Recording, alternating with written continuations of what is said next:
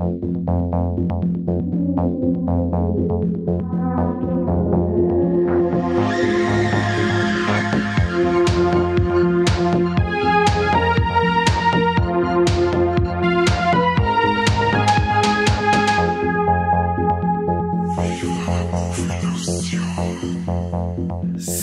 und Habidere zu einer neuen Folge Viva la Movilusion Podcast. Und mit mir im virtuellen Studio ist natürlich der Kane. Hallo. Wir zwei haben letzten Donnerstag ein Date Night gehabt. Das war richtig sexy. Das war wirklich sexy. Waren wir richtig schön essen. Passend zum Film gab es keine Leftovers. Überhaupt nichts, ne? Alles haben wir zusammengefressen. Da gab es wirklich überhaupt einen Staubsauger sind wir da. Da haben wir uns sogar noch gegenseitig die Krümel aus dem Bord rausgezuzelt. Ja, voll süß haben wir gewinnt. Richtig süß. Sie hat leider haben Fotos von uns gemacht. haben sie eine Freundin geschickt und gesagt, this could be us, but you are scheiße. Ja, genau. Und wir haben uns dann einen ziemlich coolen Film angeschaut, und zwar Thanksgiving von 2023. Und da reden wir jetzt ein kleines bisschen drüber, weil, ich muss auch dazu sagen, wahrscheinlich wird das eine ziemlich langweilige Episode, weil wir zwar beide den Film hübsch abgefeiert haben. Wir werden jetzt den Film die ganze Zeit euch sagen, wie geil das ist, und wenn wir uns da ja gegenseitig schaukeln. Eigentlich schon, ja. Es wird die ganze Zeit sagen, oh, das ist geil, war geil, oder Ja. ins Kino ist so richtig geil. Mehr wird es jetzt sein. Ich hätte einen Corby noch gefragt, ob er vielleicht einfach mit einsteigt, weil es mir witzig war, wenn jemand mit dabei war, der einen Film nicht gesehen hat, den andere gesehen haben. Und dann war es beim Corby war es nur lustiger, weil der kapierte die Filme schon nicht, wenn er es gesehen hat. Warten sicher lustige Fragen rausgekommen beim Corby. Aber leider ist er sich wieder zu schön dafür. Wahnsinn. Da er wieder arbeiten. Ja, genau, arbeiten. Ja, Jetzt wird das gleich mit dem Affen, nervt mich richtig. Wahnsinn. Kani, jetzt erzähl mal, um was geht's eigentlich in diesem ganz leckeren Filmchen? Ja, um Thanksgiving, guter Feiertag. Freuen sich die ganzen, wie nennt man es, indigene, keine Ahnung, Völker aus Amerika, die feiern das auch immer recht, weil da ist ja viel Gerechtigkeit wieder von durch das auch. Der Hans Gottlob ausgelöscht worden, Songs, das ist super, das feiert man. Ja, genau, da waren wir richtig Festel. Wir sind in Plymouth und es ist halt auch wieder der Black Friday. Wir leben ja jetzt gerade zum Zeitpunkt der Aufnahme in der Black Week. Wir haben diese Black Friday, Black Week Deals. Und der normale Otto macht es ja, Otto Normalverbraucher verkauft ja eigentlich im Internet ein, aber da, die sind richtig oldschool und rumpeln in den Right-Markt, wollen sie eine. Und da stehen halt draußen schon, was weiß ich, wie viel 100 Leute da und flippen komplett aus, weil sie nicht eindürfen, weil es gibt nämlich zu jedem Einkauf ein Waffeleisen. Gratis. Und das wollen sie alle haben. Das ist ganz wichtig, dass man ein Waffeleisen gratis hat. Ohne gratis Waffeleisen, okay, da ist der Teufel. Da geht's ums Prinzip. Ich verstehe das. Da geht's wirklich ums Prinzip. Also ich verstehe das auf alle Fälle. Also ich kann mich da richtig reinempfinden in die Leute, warum die so narrisch sind.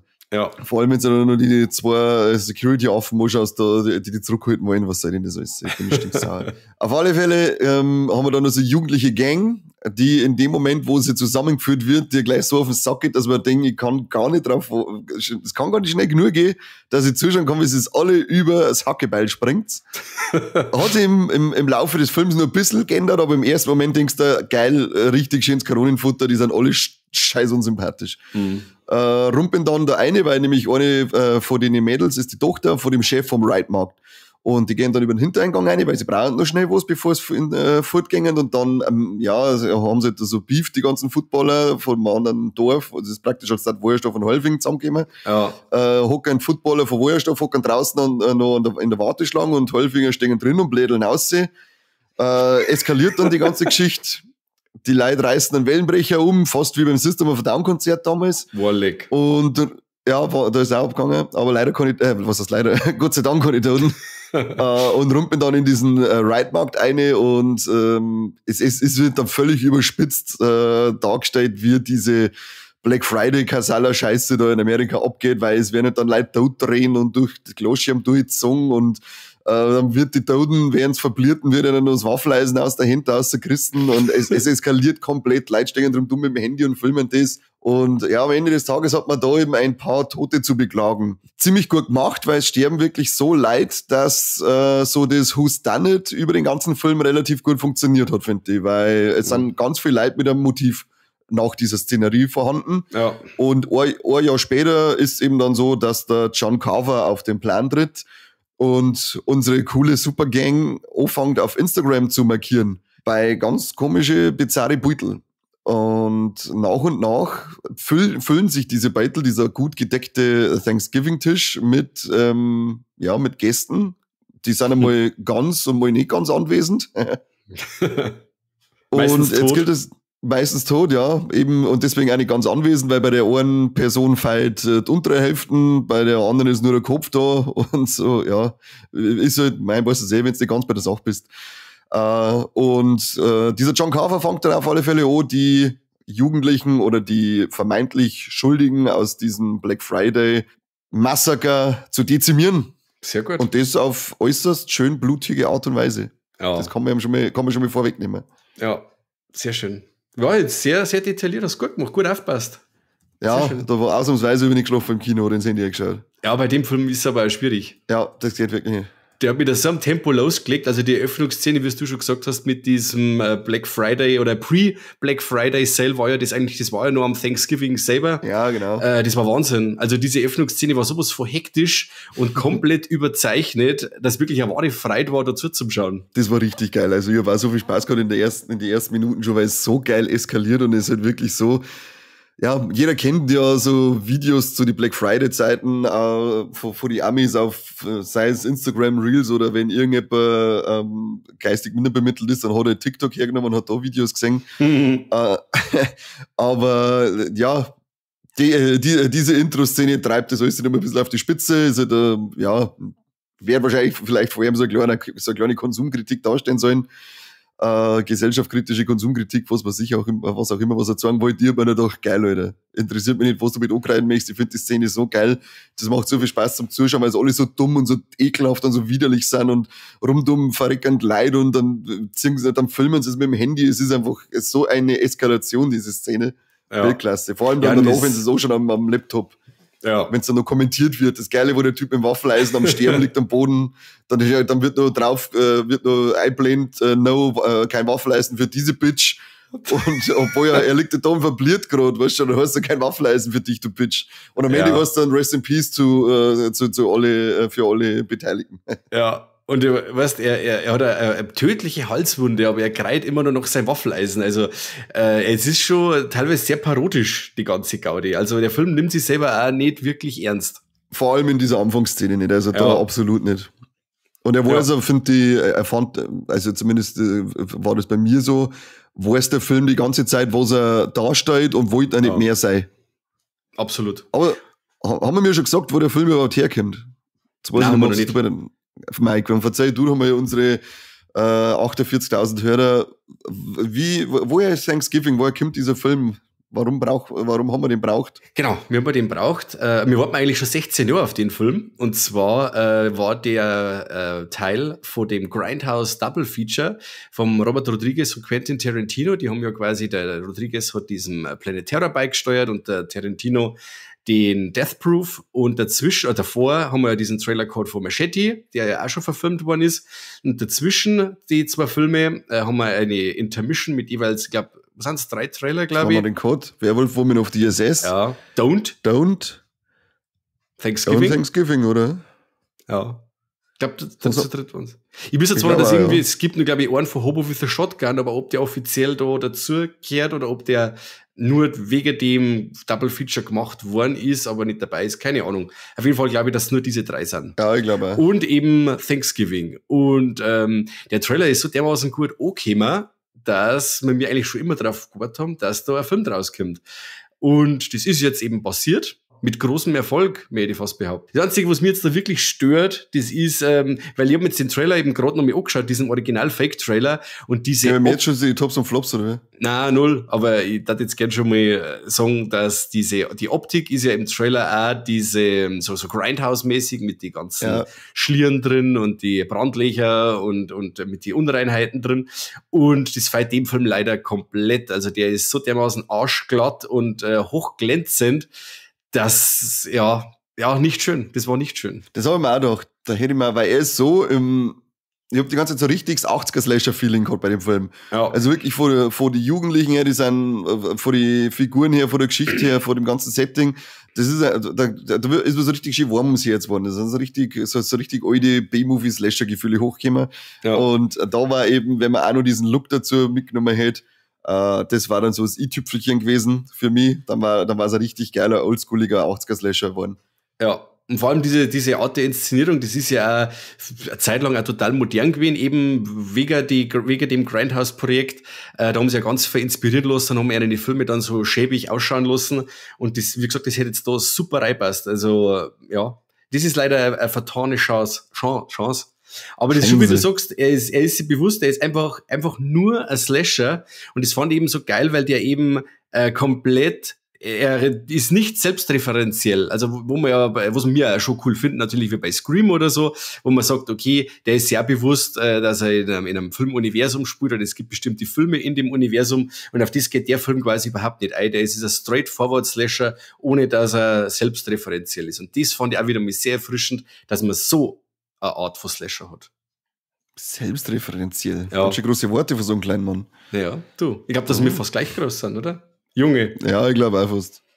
Und überhaupt haben wir da eine seltene Gattung, und zwar diese, ja gut, Feiertag-Slasher ist ja Thanksgiving im Endeffekt. Und weiß nicht, fällt dir nur ein Slasher ein, wo an Thanksgiving spielt? Gibt's nicht diese komische Thanksgiving? Ja, mit den Truthähne da, oder? Ich habe den nie gesehen, ich habe da nur mal was davon gelesen. Weiß jetzt nicht, ob das überhaupt vollwertige Filme, sind das irgendwelche, ich weiß nicht, was das ist. Ich habe nur mal irgendwo was gesehen von Thanksgiving, aber ich kann dir nicht sagen, ich kann nicht mehr sagen, ob das ein ganzer Film war. Mit der geilen Tagline Gobble Gobble Motherfucker, oder? Ja, ich glaube schon. Aber sind das richtige Filme oder sind das Kurzfilme oder was ist das eigentlich? Ich weiß nicht. Leute hat jetzt ihr gefragt, googelt mal ein bisschen umeinander. Wenn die Folge natürlich geil ist, jetzt müsst ihr mal ein wenig aufpassen. Ich wüsste jetzt nur einen, das ist der Blood Rage. Ich weiß nicht, ob du den kennst. Der spielt noch an Thanksgiving. It's not Cranberry Sauce, war da quasi die Überschrift. Und der war auch sehr geil. Aber wie gesagt, ich glaube, so Thanksgiving-mäßig gibt's sonst nichts Großartiges mehr. Und wüsste jetzt auf Anhieb auch nichts. Ja. Na, und finde ich schön, dass auch dieser Feiertag jetzt endlich wieder mal sauber gewürdigt wird als filmische Sauerei. Allgemein gehört ein viel mehr Feiertags-Slasher wieder her. Ja, das muss ich auch sagen. Und ich möchte fast behaupten, dass das einer von den brutalsten Filmen des Jahres geworden ist. Wie schaut's denn bei dir aus? Ja, das darf ich auch so unterschreiben, weil Terrifier 2 war ja letztes Jahr, gell? Ja, genau.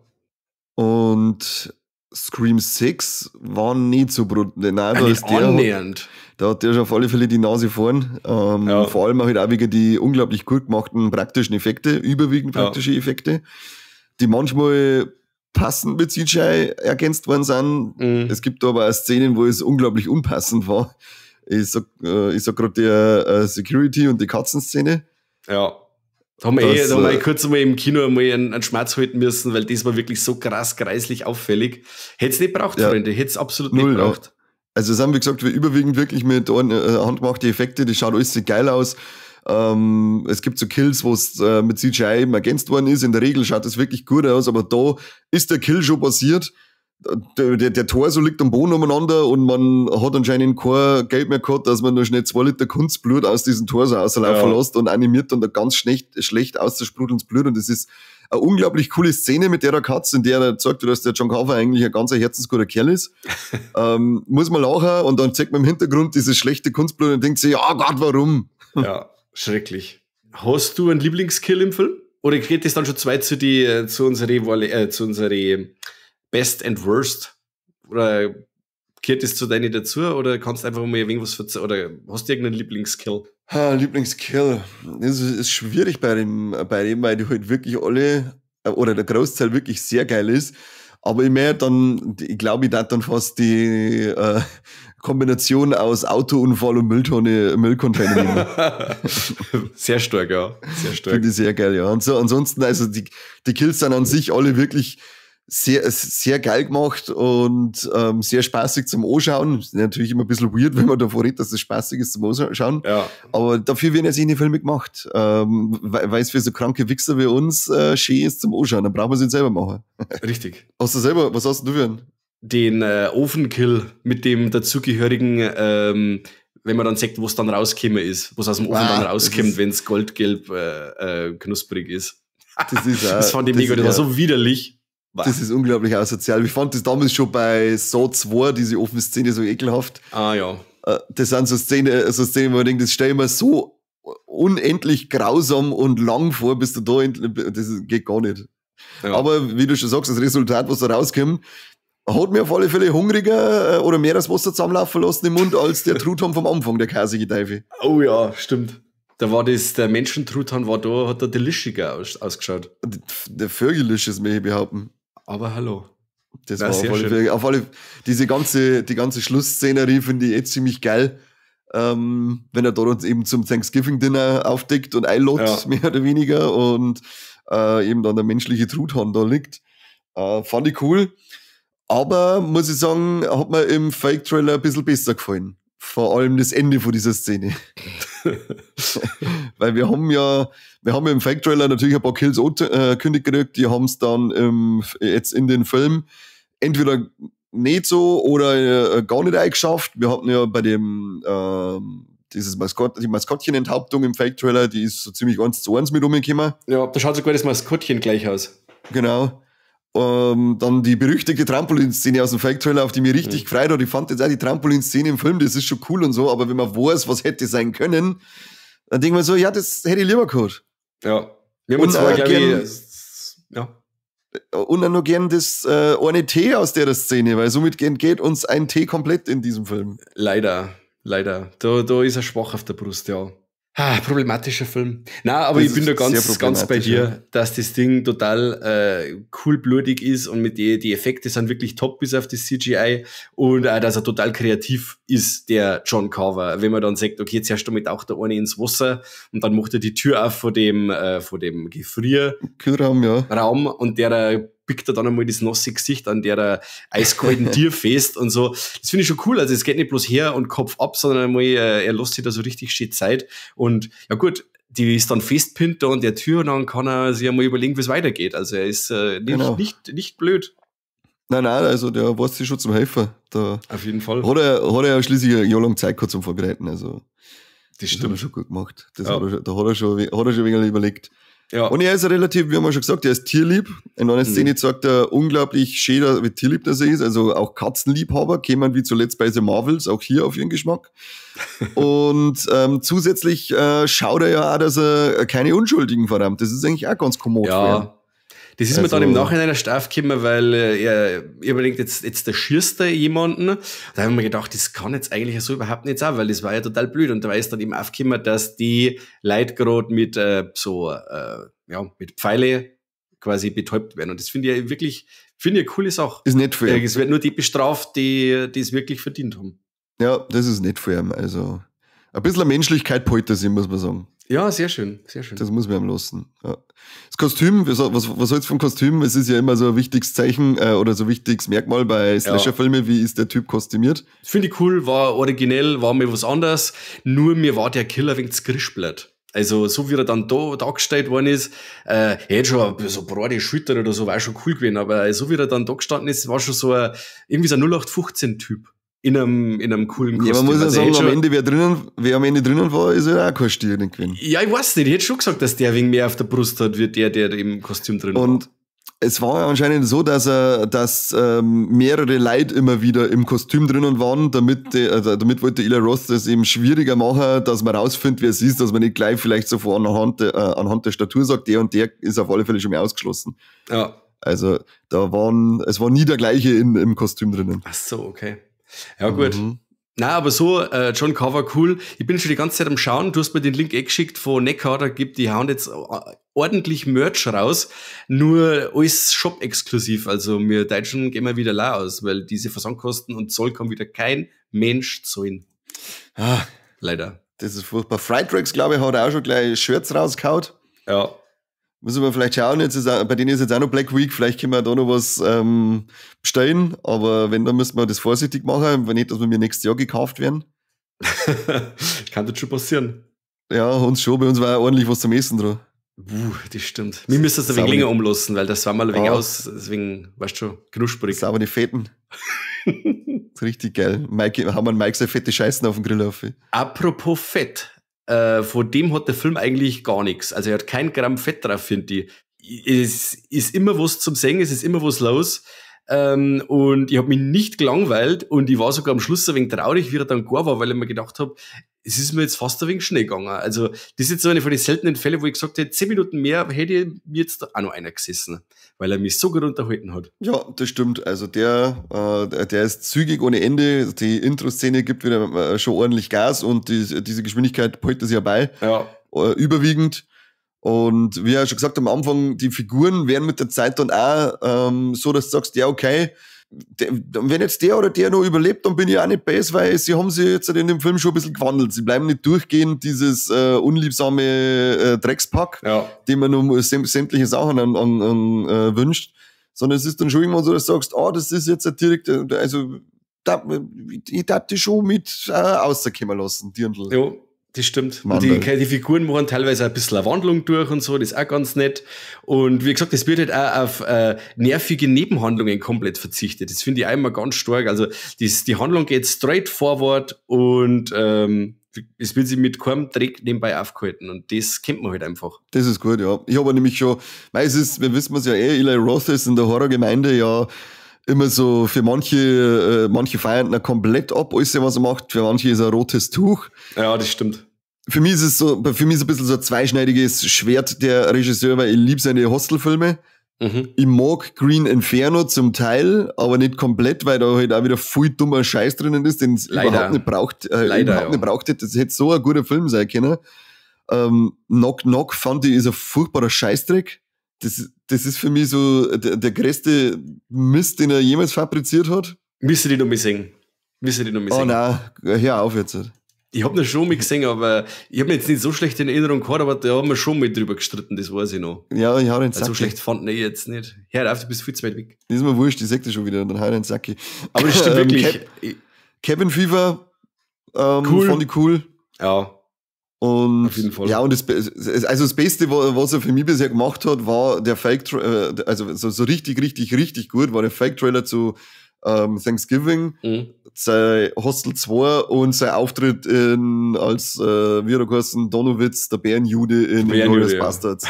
Das waren für mich so die Highlights auch. Und darum bin ich da wirklich ich bin ein bisschen zwiegespalten ins Kino gegangen, weil man dachte, das kann jetzt richtig, richtig geil werden.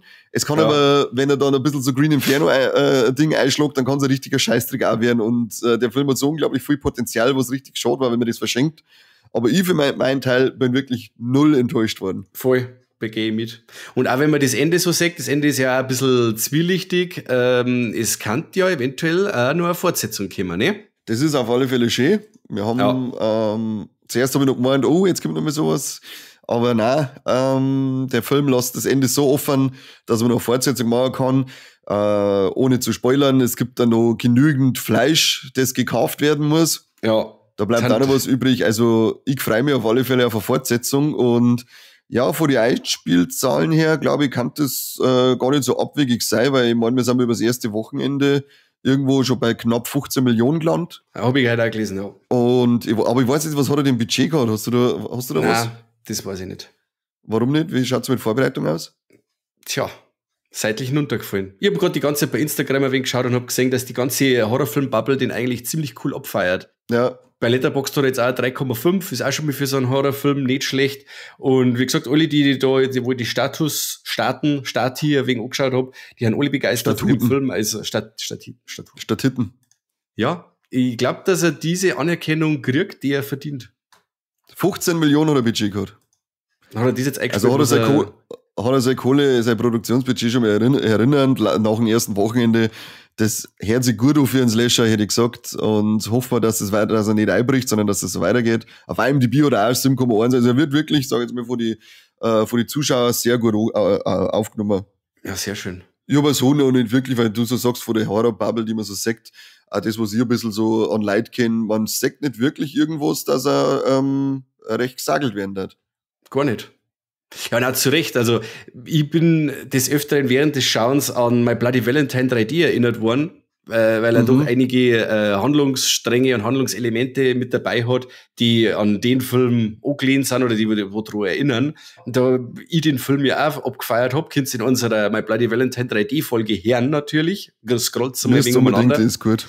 Die ist wirklich gut. Ja. Und ja, schön.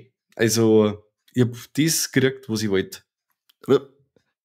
Und ich habe in irgendeiner Elternfolge gesagt, dass ich Probleme habe, dass ich 2023 meine Letterboxd Top 10 voll kriege, aber jetzt ist ein Film mehr da drauf. Ich sag's schon einmal.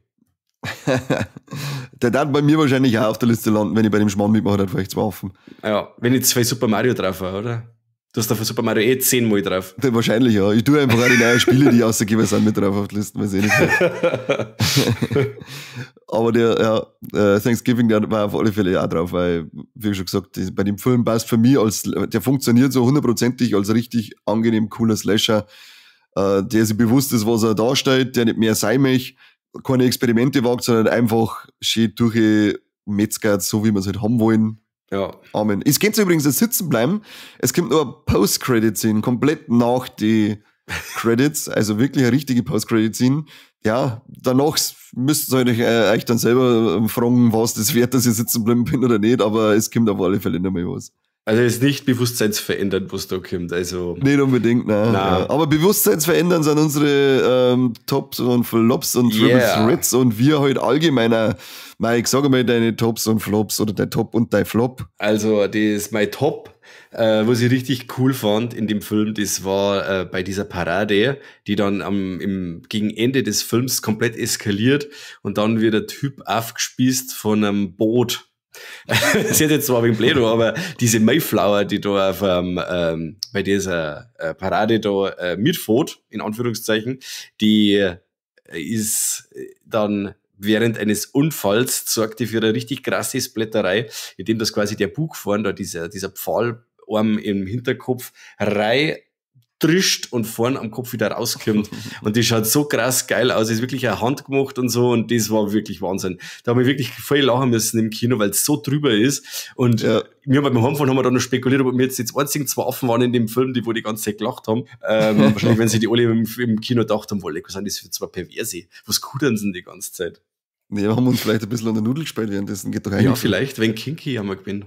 Ja, eben. Nein, also das fand ich geil. Das war noch so ein Kill nebenbei, also der war nicht geplant vom Killer selber. Das war so ein Final Destination Ding und das fand ich super. Sehr unterhaltsam.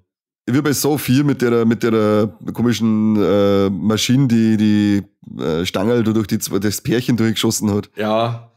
Die, da wo das Ehepaar, wo sie ausziehen muss, was bei ihm durch also wenn es auszieht, stirbt er, und wenn nicht, sterben es beide praktisch, und die dann auch beim Putzen und beim Aufräumen noch mal losgeht, und so geiler, unnötiger Kill, der aber einfach lustig ist. Also sowas mag ich immer gern. Ja, sehr cool. Was mir nicht sogar gefallen hat, auf das hin, dass diese, also wir bleiben jetzt spoilerfrei, aber diese Dinner-Szene, die da gegen Ende kommt, die war so geil inszeniert, die war so atmosphärisch, die war extrem hart.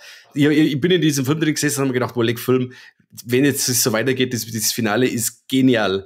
Aber dann bricht diese Dinner-Szene ab und dann kommt eben nur dieser Reveal und dann kommt das eigentliche Finale. Und das Finale finde ich dann im Vergleich zu dem, was wir die 10 Minuten davor gesehen haben, fast ein wenig schwach. Also wenn dann rauskommt, wer der Killer ist und wie sie dann unsere Final Girls oder Boys gegen den Killer, demaskierten Killer. Das muss man halt nicht mehr, gell?